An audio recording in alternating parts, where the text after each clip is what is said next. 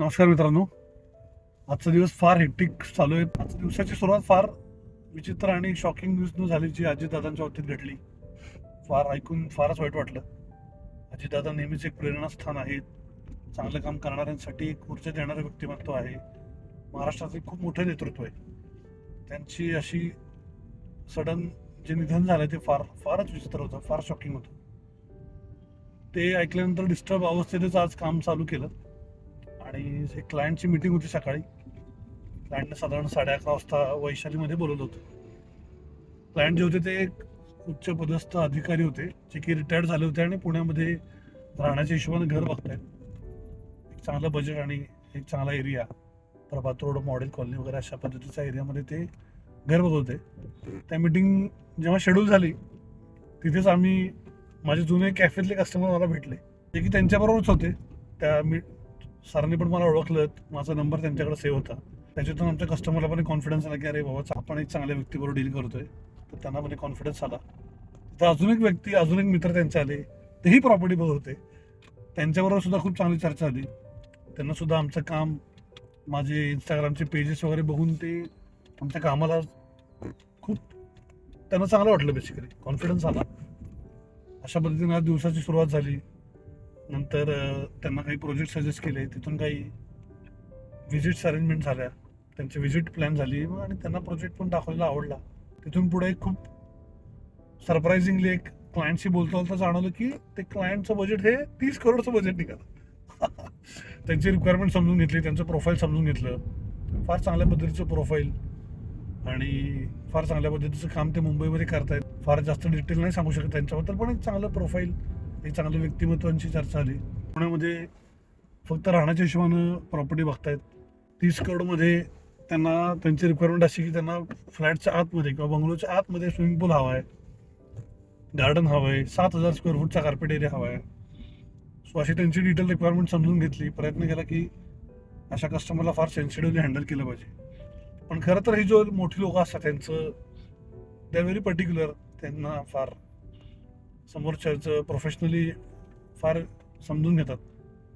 त्यांनी समजून घेतलं की अरे मला ब्रोकरेज कुठून मिळतं, मग बिल्डरकडूनच मिळतं, कस्टमरकडून आम्ही काही घेत नाही. आणि वी एन्श्युअर दॅट आमच्यामुळे कस्टमरला प्रॉपर्टी महाग पण मिळत नाही. त्यांना पण खूप चांगल्या पद्धतीनं कॉन्फिडन्स आला आमच्या कामाबद्दल. आमचा अर्धा पाऊण तासाचा फोन कॉल झाला असेल. त्यांना फार ट्रस्टवर्दी काम वाटलं आपलं आणि त्यांनी पण त्यांचं प्रोफाईल मला एकदम छान पद्धतीनं समजून सांगितलं. मी ते प्रोफाईल बघून पुण्यातले जे टॉप डेव्हलपर्स आहेत, जसं की पंचशील आहे, लोढा आहे, यांच्याशी बोललो.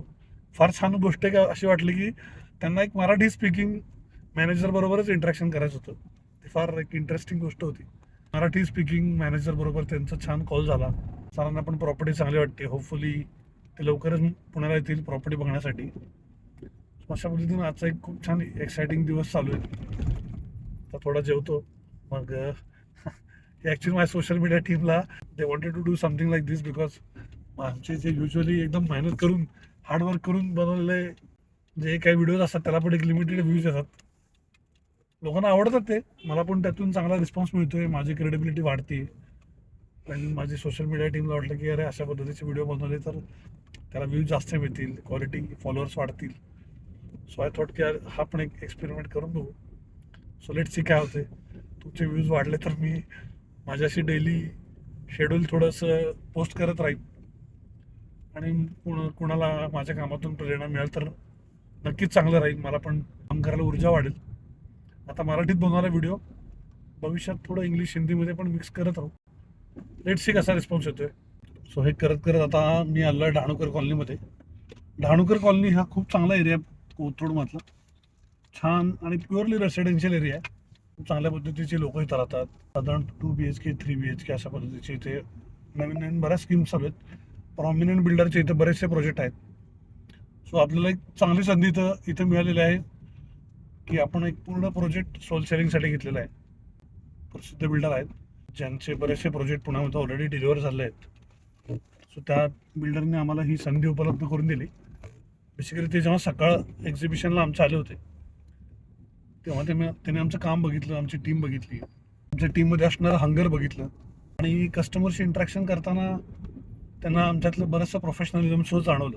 त्यामुळे त्यांनी असा विचार केला की अरे हा प्रोजेक्ट जो आहे डहाणूकर कॉलनीतला हा स्वतः विकण्यापेक्षा जर त्यांनी आम्हाला दिलं तर ऑफकोर्स एक तर स्पीड ऑफ सेलिंग आणि कस्टमरशी इंटरॅक्शन हे खूप कॉम्प्लिकेटेड गोष्ट आहे ॲक्च्युली. तर अशा पद्धतीचा कॉम्प्लिकेटेड टास्क त्यांनी जर आउटसोर्स केल्या तर नक्कीच त्यांना त्यांचा पूर्ण वेळ हा प्रोजेक्ट एक्झिक्युशनमध्ये देता येईल आणि नक्कीच चांगलं क्वालिटी प्रॉडक्ट त्यांना कस्टमरला डिलिव्हर करता येईल. राहिला मुद्दा सेलिंगचा तर ऑफकोर्स आम्ही त्याच्यासाठी we are competent to deliver it. तशा पद्धतीने त्यांना तो कॉन्फिडन्स दिसला. आता ह्या प्रोजेक्टला मी पोहोचलोय. हा प्रोजेक्ट जस्ट आमच्या व्ह्युअर्ससाठी दाखवतो. तुम्ही तुमचे पण फीडबॅक द्या कसा वाटतोय तुम्हाला. इथं आपल्याकडे 1, 2 आणि 3 असे तिन्ही व्हरायटी आहेत. साधारण 95 लॅक्सपासून सुरुवात आहे. 3 BHK 175 पर्यंत सांगतो आणि पूर्ण बिल्डिंगचं तुम्ही काम जर बघाल चांगल्या पद्धतीने ही बिल्डिंग उभी आहे. 8 मजली बिल्डिंगचं स्ट्रक्चर पूर्ण रेडी आहे. पोझिशन आम्ही एक्सपेक्ट करतो की एक वर्षभराच्या नजीकच होऊ शकतं. तो असा एक छान प्रोजेक्ट आहे हा. अशा पद्धतीने इथलं काम पण एकदम जोरात चालू आहे. सो एक सोल सेलिंगची पण चांगल्या ऑपॉर्च्युनिटीवर आम्ही काम करतोय. खूप काही गोष्टी घडत आहेत पॅरलली, खूप काही चॅलेंजेस येत आहेत, बट शेवटी एक बिझनेस म्हणल्यावर हे सगळं हँडल करणं आलं, त्याच्यावर मार्ग काढणे आले. तर एक्साइटिंग जर्नी चालू आहे. लेट्स सी पुढं काय होतंय. I will keep you updating on this. Thank you.